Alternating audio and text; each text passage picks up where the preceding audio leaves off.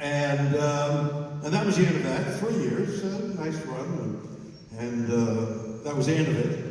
And then during the 6 years after that, it was put on syndication, so it got a little more popular. And then about 6 years after the cancellation of the series,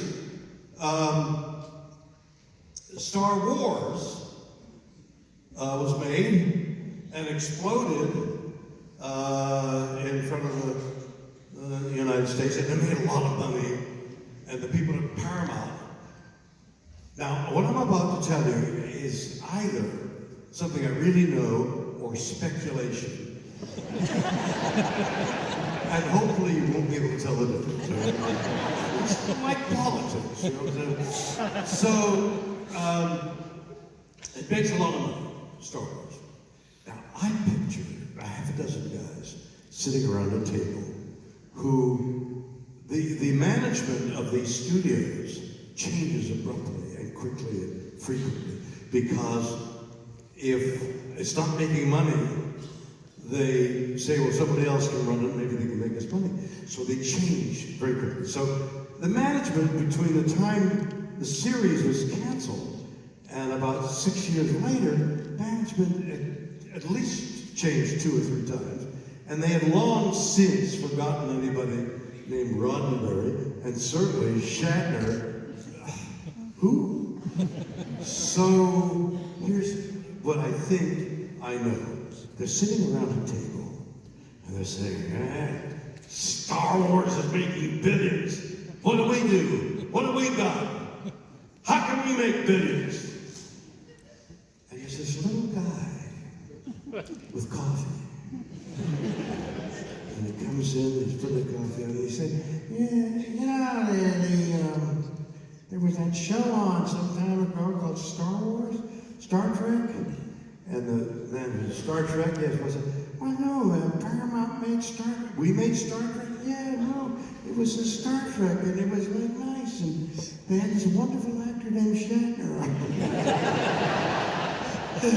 So they said, Star Trek, right. Let's make a movie about Star Trek, and we'll make billions. And we'll make a big movie. We'll get Robert Wise to direct it.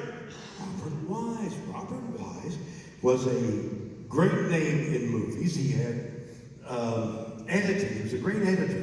He had edited Citizen Kane, which a lot of people think was the great movie, the best movie ever made, but especially the editor. And the editor chooses what you guys are going to, what the audience is going to see. So the editor is every bit as important on a movie as the writer, director, anything. I mean, the editor, they say that High Noon, which, everybody know High Noon is? Yeah. Yeah. So the clock, tick, tick, tick, tock, here come the bad guys, where's the good guy gonna tick, tock, tick? That was editing.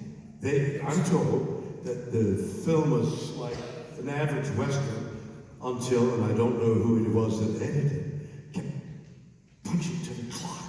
And all of a sudden, you're feeling the time going by and time. So an editor is extremely important, and Robert Wise was a great editor before he became a great director. So now he's asked to do Star Trek. Yeah, Mr. Wise, we would like to pay you a lot of money to direct a movie called Star Trek. Apparently he went, Star Trek? So he goes home and he sees his wife, Millicent.